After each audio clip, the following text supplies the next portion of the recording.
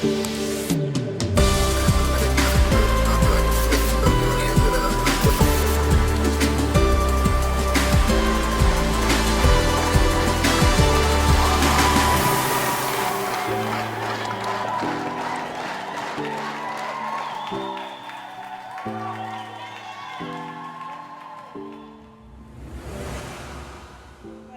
welcome back if you are joining us for our second session today. If this is your first session, welcome. My name is Julia Steele, the creator and host, and we are on day 4 of VID already.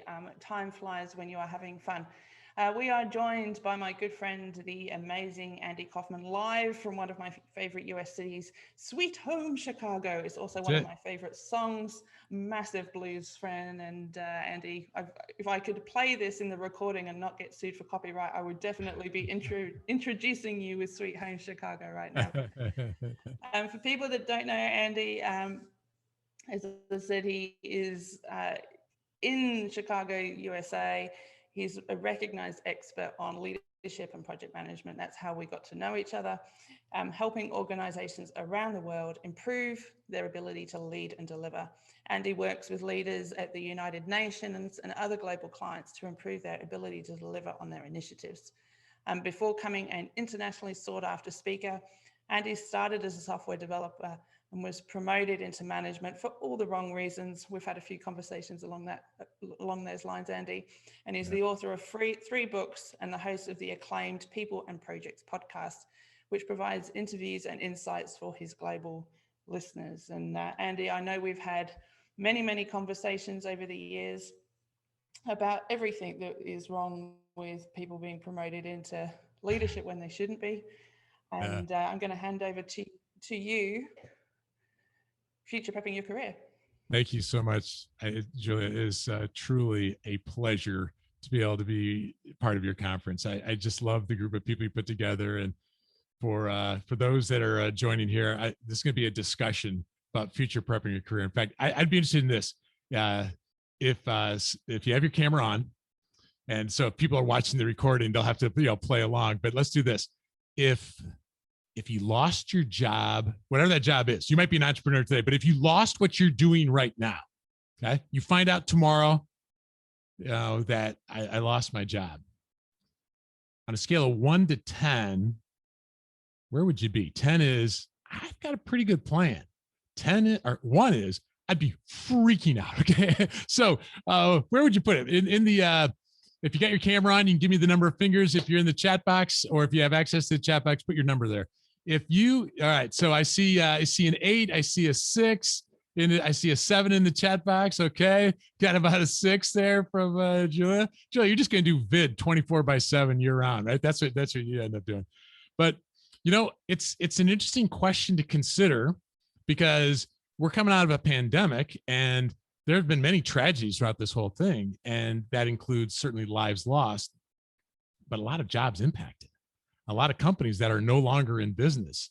And it was just about a year ago right now, depending on what country someone lives in, at least a week or so ago, where things were actually okay.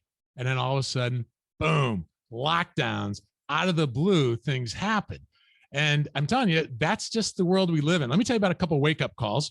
These are from some podcast guests on the People and Projects podcast. Jeff Gotthelf, he wrote a book called Forever Employable. He was episode 310. Jeff wakes up in his, I think he was still in his 30s, right? Maybe he hit 40, but he's not like 65 or something like that. He says he wakes up on his birthday in a cold sweat, and he hadn't lost his job. But here's the deal. You know what he realized? I've been promoted to the point there's not really much else to go in my company. Like, I'm pretty high paid. If I get let go, it's not like there's just a bunch of doors I can go knock on and they're going to walk on in for that same amount of money. And he goes, I'm too young to be this old. It's like, how can I be in this sort of situation? That was his wake-up call on a birthday. Okay. John Stepper wrote a book called Working Out Loud. It will show up as episode 318. John walks into work, pretty stable job, good company. His boss goes, hey, John, we've got to talk. All right. So Now, Chris, would you mind unmuting for a second? Is Chris able to unmute there? Yeah. Yeah. Okay, Hi. Chris. Yeah, great to see you, Chris. Hey, what's the first thing that run through your mind if someone goes, "Hey, Chris, we got to talk," and it's coming from your boss? What's your first reaction? It's that horrible feeling. You know exactly what's coming next, and it's going to be, "I love you so much. It's not you. It's your role," and all that stuff. Yeah. It's not gonna be like, "Chris, I got this pile of money. I don't know what to do with it, Chris. Would you help me?" No, that's not going to Definitely not that. Yeah. Definitely not going to be that. You're exactly right. And he wasn't let go that day, but he was told about all the problems in the company, and it's just going to lead to something else. And eventually he got let go. And he thought he was in a good position. These wake-up calls, you don't need a pandemic for a wake-up call, right? These wake-up calls happen. Here's the premise of this. What if you could future prep your career? Okay? And this is what I mean. I'm not necessarily personally a fan of future proofing, although I have nothing against anybody that uses that terminology. But I think there's something about, we're not trying to insulate ourselves from the future. We want to lean into the future, right? We want to lean into it. But how can we be better prepared for it from a career perspective? That's really what we're aiming for. What if our next job could find us, so to speak, instead of we being in this, "Oh no, now what are we going to do?" That's what really I want to aim for this one. And Jeff says kind of an interesting thing. He says it this way: it's your life, it's your business, it's your employment. So you need to think like an entrepreneur. Okay. So I want to build on that idea for a second. Okay. So Pip, would you be willing to unmute and join the conversation here? Thanks for volunteering. I appreciate that. Yeah. Would you be willing to do that? Yeah. Thank you. Can you think of any examples of how an entrepreneur thinks differently than an employee? Any thoughts on that? What do you think? Possibly more commercial and opportunistic. Well, that's a good way to say it, in the best sense of the word, right? Exactly. Like in the best sense of the word, of like opportunistic, in that, the entrepreneur is like, I'm hungry. I got to look for that next job, or the next gig, the next client, not taking it for granted. Yeah. Anybody else in the chat box? What comes to mind? Like when you think about how an entrepreneur would think differently than an employee, what comes to mind?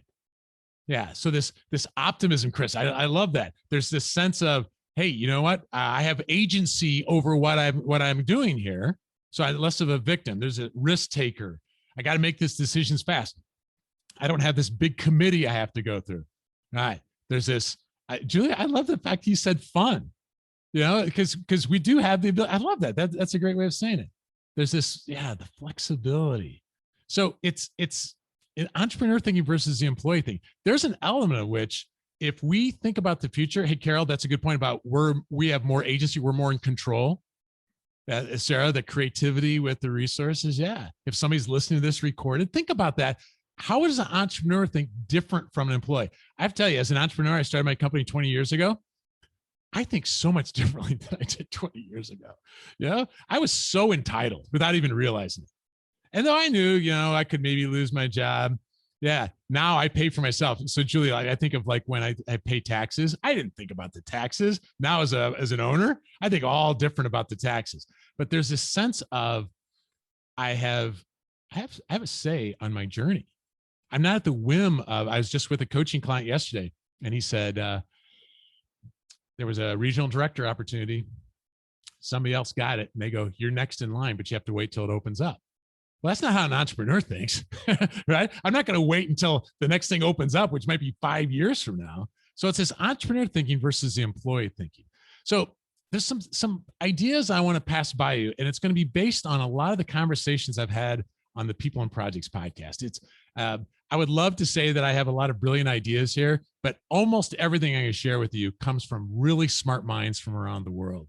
And it actually, hosting the podcast has helped me remove any pressure to come up with new ideas, because there's so much great wisdom out there. And that's why you join a conference like this, isn't there? You get exposed to all these ideas. You don't have to come up with the idea.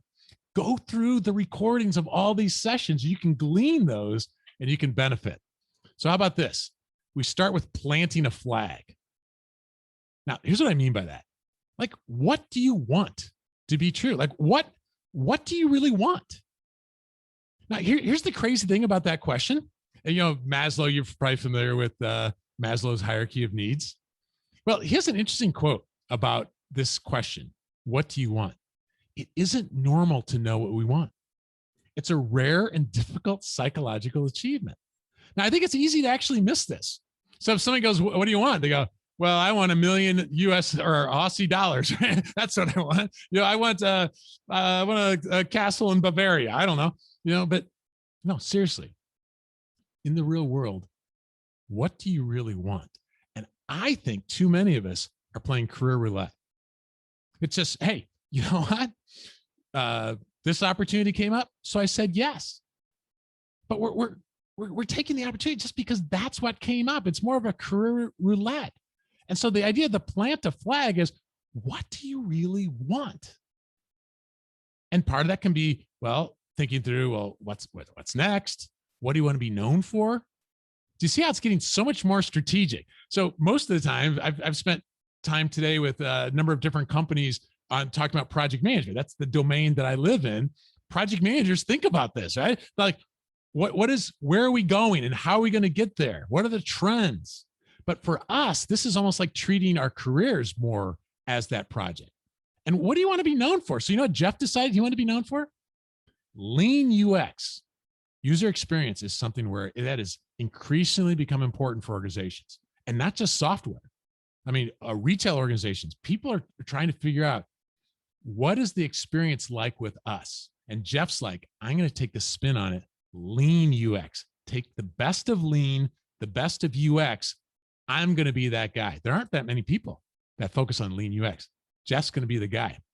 Now, I don't know. Is Peter talking in the conference? I don't know if Peter's part of it, but okay. Yeah. But anyway, if anybody happens to know Peter's a wonderful guy. What's he want to be known for? The lazy project manager, the lazy project manager. And who's the lazy project manager? They'll go, Peter Taylor. And so that's what he wants to be known for. Now, what does that mean? Like, how can we optimize? How can we do things the easiest? That's what he wants to be known for. So I teach in an MBA program in Chicago. One of our great business schools is Loyola's Business School, the Quinlan School of Business. And I love being on faculty there. So I had this MBA student, and just outside of class, I'm just like, so what's your goals? Like, what do you want to do? He goes, you know what my goal is? I want to be a Twitch streamer. I want to be a Twitch streamer, right? So, I actually 5 years ago, I don't even think I would have known what that meant, but I'm like, cool, good for you for knowing what you want to be. That's his thing. We'll actually talk about that a little bit more here. Me, there was a point at which I want to start a company. I want to speak, but I didn't know exactly what was going to be my thing. And so my focus is going to be, how do we help people learn how to lead and deliver and plant a flag? Like, I want a podcast. I want a podcast that I want to listen to. I don't want some boring podcast. I want a podcast that I want to listen to, right? So that's the thing. That's one of the things that I want. So in this conversation, what I'd love to challenge you on this, stop playing roulette. Like, what do you want? Where do you want to plant your flag? And stop just being a victim of what happens to be available. And please know my heart in this. I'm not trying to blame. It's just like, it's freeing to say, what do I want to be known for? And a little exercise that I found is kind of an interesting one. And I've heard it from a couple different contexts, but John Stepper mentions this in his book, Working Out Loud. A letter from your future self. Okay. So if you were to write a letter, so pick a year. Okay. So I just had a milestone birthday. So I just turned 60, like a couple of months ago. Okay. So I had my entire family do this. Even my 10-year-old and my 11-year-old. I said, write a letter from your 60th birthday. Okay. Write a letter from your 60th birthday. It was hilarious. Of course, there's flying cars and all kinds of stuff from the young ones. And it was just hilarious. But here's the interesting thing. There's something about looking back. It's like a little bit like the pre-mortem idea that some people use of fast forwarding and looking back. What do you want to be true? What do you want to be true? And I think like 15 years from now, if I can still talk and keep a coherent thought, I think I might want to be a business school teacher. Just do that full time, like have a beard and food in my beard and like a bad tweed jacket or something. I don't know. I think that's what I want to, I don't want to retire. Tomorrow I'm interviewing Ed Shine, the MIT fellow. The guy's in his mid 90s. He's still writing books. Okay. Wouldn't that be cool if that's us? But that's Ed. What do you want to be? Write a letter from your future self. It's a fascinating exercise to give some clarity on planting a flag. And then running some experiments. This is one of my favorite ways to future prep your career. And let me tell you what I mean by that. A woman named Elise, all right? This is a real story. Long career in HR. She's able to get to a point where she's able to retire. But who wants to retire and then just go into irrelevance? Like if you want to live on a beach, go for it. That's cool. But that's not the retirement I want. I don't want to get in an RV and drive around the country. My country in the US is too small. I want to see the world, and the RV is not going to take me to like New Zealand or Australia. So her dream was a coffee and bakery shop. Like I want this, like, as if I recall, it's like Italian, and it's going to be like this amazing thing. And you know what she did? She researched it. She saved enough to get started, collected all the recipes she needs. She researched it, got a place, rented a place, renovated it, stocked it with the best, opened to great fanfare, immense amount of work, roaring success. Everyone loved it, busier than ever. And in no time, she was miserable. Think about that. Sometimes you have to be careful what you ask for because you get it. And, the old Stephen Covey thing is the ladder's leaning against the wrong wall. And so run experiments. One of the things that Jeff says, ask these two questions. So let's say you're like, I want to fill in the blank. What's the most important thing I need to learn about my hypothesis? Right? This is science at its best. And it's taking that lens for us in our career. What's the most important thing I need to learn? So if somebody tells me they want to start a restaurant, this would have been pre-COVID as well. So like, you got to talk to somebody that's in this business because they have no weekends, they have no nights. It's really difficult from a family perspective, but don't take my word for it. Now, and by the way, that may still be a yes. That may still be a yes. But what's the most important thing I need to learn? What's the least? Check this out. What's the least amount of work I need to do to learn that thing?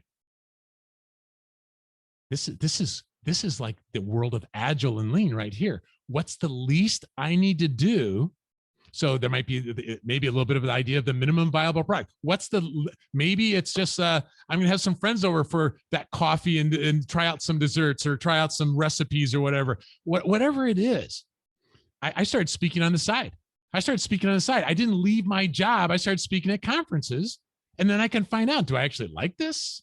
Does anybody even want to listen? But experiment on the side. Tracy in the chat box, I think people confuse the lovely time they have in cafes. Oh, it's so romantic, isn't it, Tracy? But and I think we could extend that beyond restaurants. That I went to a conference and I saw a speaker. I want to be that speaker. I work with a coach. I do coaching. I work with a coach. And he goes, most people don't want to be a speaker, really. They think they want to be a speaker, but they don't want to be a speaker because it's a lot of work. It's a different sort of work. But how do you know? Unless you run some experiments. And so think about that. What's the most important thing I need to learn? What's the least amount of work I can do to get there? So Twitch streamer, anybody have an opinion on this? What's the most important thing that MBA student needs to learn about his hypothesis? Use the chat box here if anybody has an opinion on that. What's the most important thing he might need to learn about this hypothesis? Anybody have an idea on this one? Like, what do you need to do? He wants to be a gamer that people watch on YouTube. Yeah. So yeah, what's unique about streaming? What is his unique? Right. Yeah. Yeah. In fact, that's one of the conversations we had. Like, how do you differentiate yourself from somebody else? Because one thing to be a good at a game, but it might be like, what's unique? What makes you unique? Yeah. It's one thing to say I have a YouTube channel. It's another thing to find visitors, right? So not everyone is Julia Steele who goes, hey, let's start a conference in 3 days. And like all these people show up, right? So it's like, it doesn't just happen for most people. So what's the least amount of work? Well, maybe what he does, he goes off and tries it, right? You know, and for me, if I want to start a podcast, what's the least amount of work I need to do it? Start a podcast, do an episode, right? In this case, try it. I love in the book, Designing Your Life, so many good ideas. They take design thinking applied to your life. The simplest and easiest form of prototyping is a conversation. So if you've got a dream, find somebody who will crush it. No, that's actually not what I meant, but you know what I'm saying? Find somebody that you can pass it by and get perspective, because most of our futures are not as romantic as we might be thinking that they are. But if we can talk to people, we can get a sense of what that is. Yeah. One hit wonder podcast. Right on, Julia. Right. Exactly. So this would be, let's have a conversation. That's what we need to do. That's what Run the Experiments is. And then to build relationships. I mean, it doesn't feel like it's exactly groundbreaking to say your success to this point is based on relationships, inextricably tied to relationships. Like the only reason why I'm here today is because I've been a big fan of Julia for a long time, and we have a little bit of a relationship, and I'd love it to be even more of a relationship. But the truth is, it's just relationships. Relationships, it's the dirty little secret of business. Everything comes down to relationships. Everything comes down to relationships.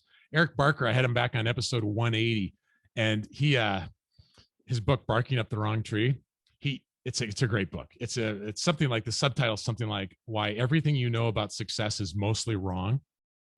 And he talks about the Terman study. It's very similar to the Grant study that tracked people from youth to death over decades, youth to death, tried to control for as many things as possible. What made the difference of those who were more successful and less? Was it the wealth of their family, the schools they went to? What is it that made the difference? You know, the bottom line that they found, controlling for as many things as possible, the people who surround us often determine who we become. Think about that. I think of this as a parent. You know, whoever my kids are hanging out with is probably impacting my kids more than what I realize. And this would say, if you want to build something in your career, you want to be the next whatever, hang out with people who are doing that. But how about they're like 5 years ahead of you? Okay? What if you did that? And so when I started on the podcast, I reached out to Cornelius Fickner. I'm like, Cornelius has got a podcast called the Project Management Podcast. I probably ought to talk to him. He was so generous with his impact, with his input for me. Just unbelievable. But here's my question to you. Why don't we spend? So I see there's a Tim. Tim, would you be willing to unmute? Actually, I can't tell if your audio is connected. Tim, would you be willing to unmute? Yep. Yeah. Hey, Tim. Hey, why don't you and I spend more time relationship building than what we do? Probably because we don't know each other. Yeah. So that's a good point, with each other. But how about just independent of each other? Like, why don't you spend more time? And there's a presupposition in my question, but why don't you spend more time relationship building than what you do? I actually am at the moment, because I'm about to launch a new business today. High five. That's awesome. Congratulations. Well, you're in the right place. Hang out this week and throughout the rest of the conference. You're going to get a lot of good input on how to do it. But anybody else in the chat box interested? Why don't we spend more time than what we do? Yeah. Why don't we spend more time? I mean, once again, there's a presupposition in it. Yeah. I think certain personalities spend more time relationship building. Yeah. Right. Yeah. Some people are like my 11-year-old daughter, the more people, the better. Right. So she would be like, networking is like, oh, people, she loves it. And despite what I do for a living, I'm much more introverted than what you might think. And so it's very easy for me to go, I'll send the email. I'll have a LinkedIn conversation, something like that. But, Sarah, I think you're right on. Nash, I think you're right on. We're too busy. And so, Pip, I love people, and that's not sarcasm, right? That's true. But it's one of those things where I think it feels like neat idea, don't have the time. But when you think about it, what can we do? What can we do to build relationships? That doesn't necessarily mean we're going to a big old network or meetup, every night of the week, which during the pandemic wasn't going to be a good idea. Yeah. So Nash, what is your idea? Oh, okay. You're saying maybe you don't because people will shoot down your idea, or do you have an idea? That's right. No, people may, the fear of being shut down. Now, I don't have that. I'll just talk to anyone, but I've seen people who will have that fear of being shot down, or shut down is a better way. Yeah. That's a good point.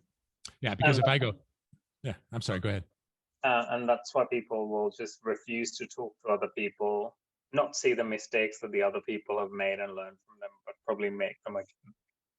Right on. Because if I'm like, man, I asked 5 people out for lunch and I got all zeros, so they're like, I'm the last one picked on the baseball team or whatever. So yeah, it can feel like I don't want to put myself out there. Absolutely. But it doesn't always have to be something like that. It could literally be just reaching out on somebody on the LinkedIn connection, right? I mean, there's different ways to do it. Here's an interesting thing from Herminie Ibarra. She's a brilliant professor at the London School of Business, wrote this fabulous book, Act Like a Leader, Think Like a Leader. It's particularly a good book if you feel like you're over your head. Like you and I maybe never would say it out loud. I feel like I'm over my head. Most of us, in truth, suffer from the imposter syndrome more than we admit. And so she's got a lot of good ideas, but to the point of what we're talking about, what she says is, left to our own devices, we build networks that are narcissistic and lazy, which is insulting in 2 ways. But really what that means is we hang out way too much with people like us and we're lazy. Well, what does that mean? I'll build a relationship with people who are easy because I run into them at the office. But now we're pandemic, working from home. It's much more difficult to reach out, which is just another reason to try to network and meet new people at an event like this. Because you're like, man, I just keep every session I go to, there's Chris and Pip, and I love what they say there. You can build relationships, but it's too easy to build relationships with just people who are like us. So more diversity, and not even just on the typical measures that we'd say of diversity, different industries. You can learn from different industries. It has nothing to do with your industry, but you can do it. Keith Ferrazzi, I had him back on episode 22, his book, Who's Got Your Back? He says, you need to ask yourself, are you the kind of person who people want to be around? Now that's a question that's not an easy one to answer. But he goes, if you want to spend time with people, make sure you're the kind of person that people want to be around. So what does that mean? That means it's not all about you. So it's not like, hey, let's network because me. That's all about me. And like, oh, enough about me. What about you? What do you love about me? Right? No. That is not going to work. So it's generosity, it's serving, it's building relationships so I can help you. So it's not just some sort of backstabbing, elbowing. How can I get something out of it? So I think there's something about just, making a list and just follow people. Most people are so underutilizing LinkedIn. You can get access to just about anybody, authors, thought leaders. It is unbelievable to me how accessible people are. And it's not the cesspool that Twitter is generally. It's not typically quite like that. And so just thinking through I'm just going to like some of their posts. Stalk them at first, but just like, and then make some comments. And that doesn't have to be LinkedIn. It could also be on something like on Slack, some internal messaging board. Just start following some people. But make a list. Who is it that I'd like to be able to meet someday or having some interaction? Who is it? And I had a coaching client do this, and they go, well, there's somebody, there's somebody who, they were in Chicago. They're really big in the business analysis area. And they go, I'd like to have lunch with them someday, but they'll never say yes. They'll never say yes. Okay. This is the conversation. I'm like, how do you know? How do you know? So here's the deal. I interviewed this is from University of Michigan's Business School, Wayne Baker. All you have to do is ask. Check this quote out. Not asking for help is one of the most self-limiting, self-constraining, even self-destructive decisions we can make. Think about that. Not asking for help. Sometimes the most capable people are the people that are the hardest time asking for help. And it is incredible when we give ourselves permission to ask. Generosity, he says, miracles happen. So this coaching client I mentioned, she reached out to the guy. Now he didn't get back to her for a couple of weeks. He goes, I'd love to have lunch. They served on a committee together, for goodness sake. But she was afraid to ask. And Carrie Mirabal, I think it's pronounced. I interviewed her about her book. All you have to do is ask. Or no. That's his book. Her book is You Already Have the No. You already have the no. Here's the idea of the book. Sometimes we don't ask because, oh, they're just going to say no. She's like, you already have the no. So make the ask. What if they say no? No difference. But if I don't make the ask, that could have been a yes. I'm telling you, you can reach out, whether it's through LinkedIn, whether it's through your internal messaging system. Maybe it's an executive you really admire. A lot of my women executives, or one of my women coaching clients, will say, I feel like I don't have many role models higher up in the organization. They're out there somewhere. Find it. Invite them out to lunch. You don't have to say, will you be my mentor? You can just say, hey, I really admire how you lead. I would love to buy you a cup of coffee and ask you some questions. Build relationships. Make the ask. And then increase your visibility. Here's the deal. People can't hire you if they don't know who you are, right? I think sometimes people, well, my good work should stand on its own. And my goodness, I wish that world existed. But that's not how it works. So can you think of any way that you can make yourself more visible without being a self-promoting jerk? Julia, actually, I'd be interested in your take on this. I feel like you do a beautiful job of promoting, but you're never raising the Julia flag. It's never about you. I admire you so much on that. Oh, thanks, Andy. I mean, I think we're quite similar. Like, I'm just fascinated by people, and one of my backstories, and we did storytelling with Chris beforehand, is like I was a military kid, so I moved to 7 or 8 different schools and 4 or 5 different countries. So I was always the new person, and when you're the new person, you get very good at having to make connections with people. And so I look at what I do in terms of LinkedIn and things is it's kind of like me going, hi, this is, or hey, check out Andy, or check out Chris, or it's a connection thing for me, not a promotion thing. Right, exactly. So it's not a promoting like, oh, how do I strategically get to Chris? It's like, hey, Chris, you're a really interesting person. Like, how do we get to know each other more? And just through the conversation, all of a sudden he learns more, and maybe Chris runs into somebody. They go, you know what you need? You need Julia, And so this is for all of us. This is for all of us of how can we get more visible? So for example, here's just some example ideas. What if we said something like, here's something I'm learning, right? So maybe on LinkedIn or like, hey, here's something I learned. I read an article, post it for goodness sake, right? It doesn't matter how many likes you get on it. It's actually irrelevant. What are you learning? What are you learning?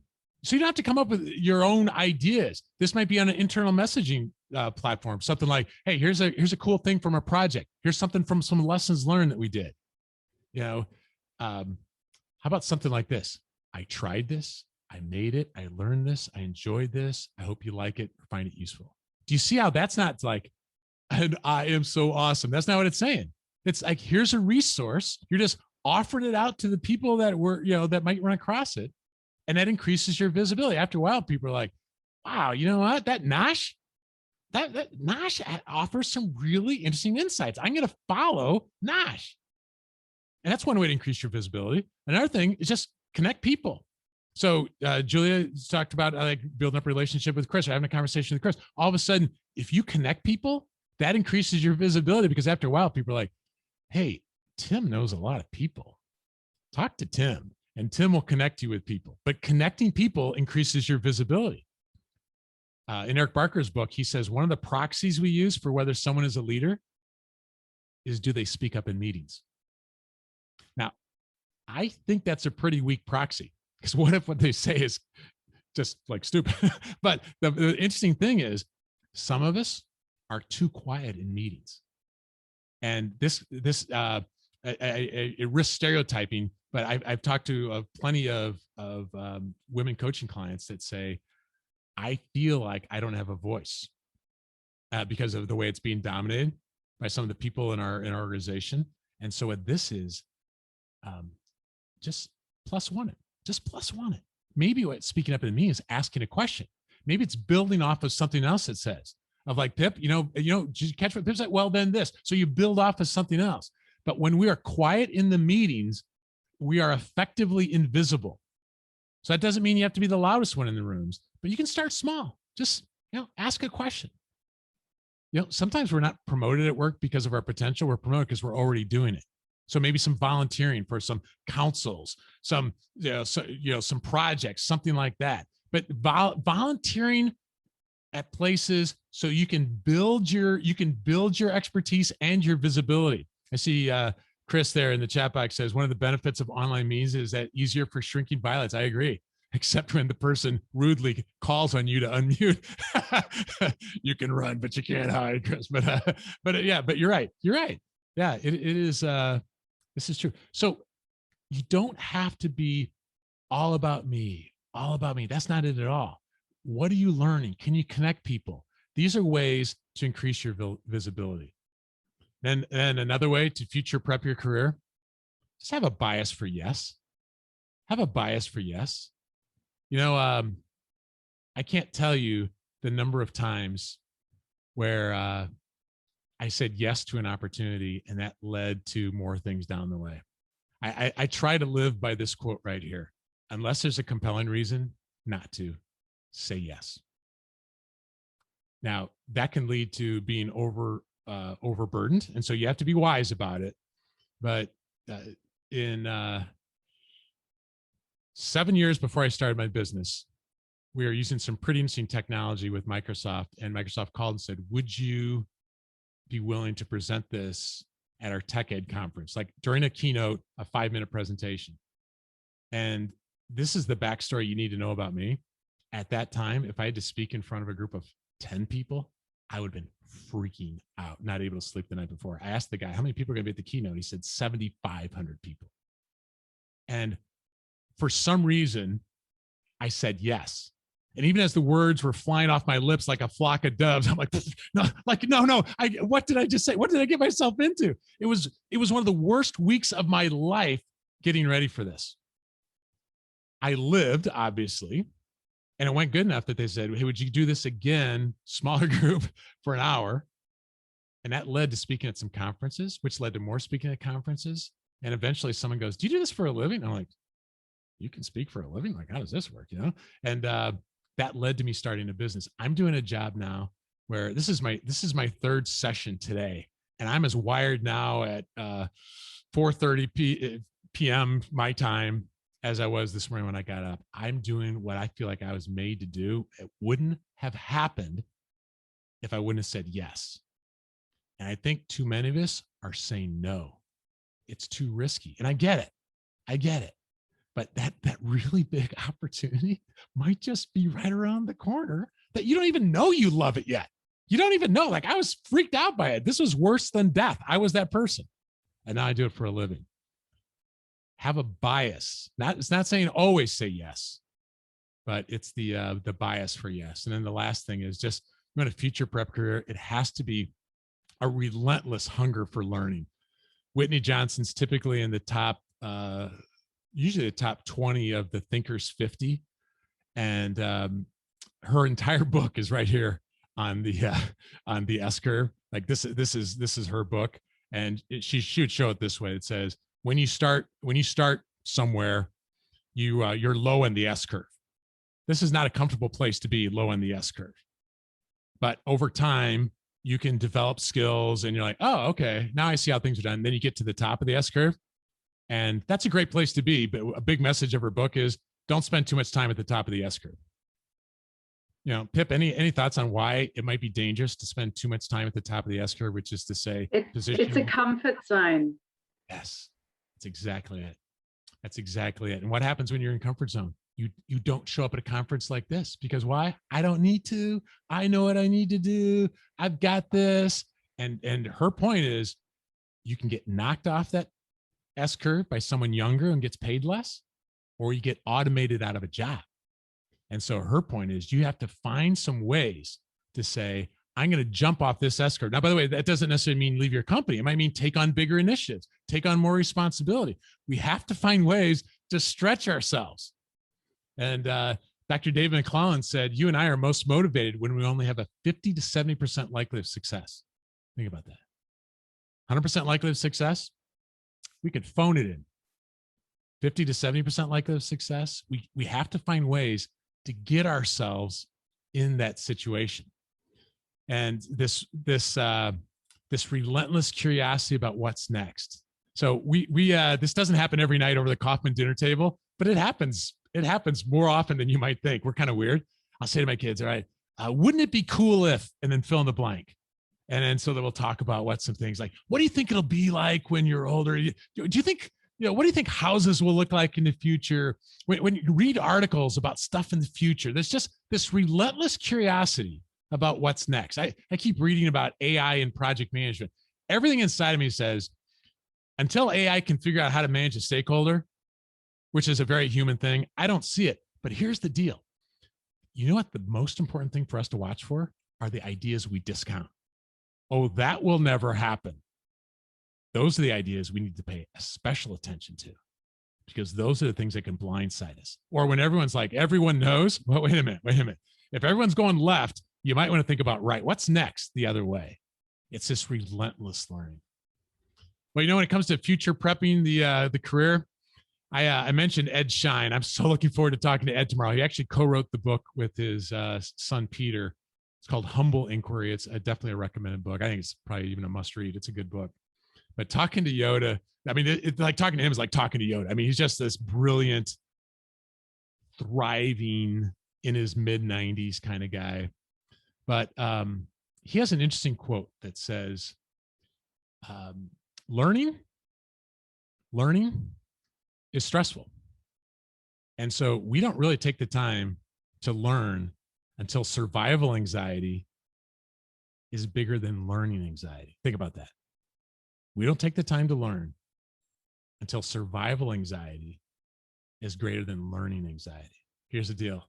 If I had any wish for you, it's that you don't have to wait until there's survival anxiety, that you would take some of these steps to plant a flag, and just say, what is it that I want? And run some experiments and build relationships and just start taking baby steps on these things. That's what we need to do. And one of my favorite really quotes when it comes to this area from Eric Hoffer is this: in times of change, it's the learners who inherit the earth, while the learned find themselves beautifully equipped to deal with the world that no longer exists. And if you and I are waiting for the pandemic to be gone and for the old normal to come back, forget it, right? It's just not going to be there, which is another reason to be a part of this conference this year. Let's just commit. We are going to learn. We are going to be learners, and we are going to future prep our careers. And it's not only just the utilitarian to get us prepared for the next job. It's because this is the way to live. It's fun, it's exciting, and it's an adventure. Julia, thank you so much for the opportunity to be a part of your discussion here today. It's really an honor to be a part of it.